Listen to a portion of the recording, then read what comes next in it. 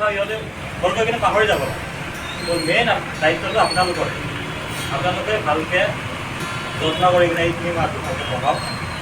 আৰু এতিয়া কোনো ৰকেট চাইন্স নহয় যে কৰিব নোৱাৰিব। ময়ো এনেকৈ পাইছিলোঁ। মই এখন পিছপৰা গাঁৱৰে মানুহ আপোনালোকৰ ভাল সুবিধা আছে, কোচিং আছে, তো আপোনালোকৰ চান্সো বেছি আছে। তো আমি জাষ্ট ভালকৈ যত্ন কৰি কিনে এইখিনি এটা ভালকৈ যত্ন কৰিম।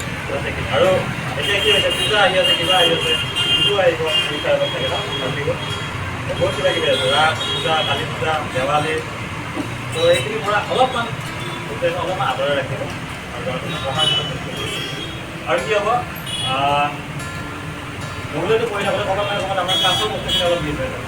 তো এই ক্লাছ 5ত সিহঁতে অলপ 2 নম্বৰ 3 নম্বৰ অলপ কমি যাব পাৰে। তাত আপোনালোকে ইমান এটা মানে জ্ঞান নিদিয়ে। কাৰণ যদি ইয়াতে যদি পাই যায় সেইটো লাইফটো চিকিয়ৰ হ'ল ন। আৰু কি হ'ব, সিহঁতে 2 নম্বৰ যদিও কমি যায়, জ্ঞানৰ ক্ষেত্ৰত সিহঁতে বেলেগ ল'ৰা ছোৱালীতকৈ আগতে থাকিব। তো সেইটো কাৰণে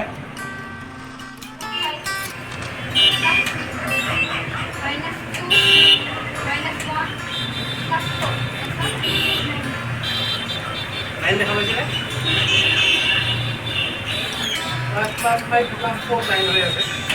ইয়াত যিটো কৰি আছে মাইণ্ডত তাই সেইটো কৰি আছে, কেলকুলেশ্যন কৰি আছে।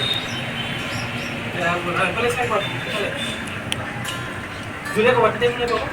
+2 +5 -1 -5 +3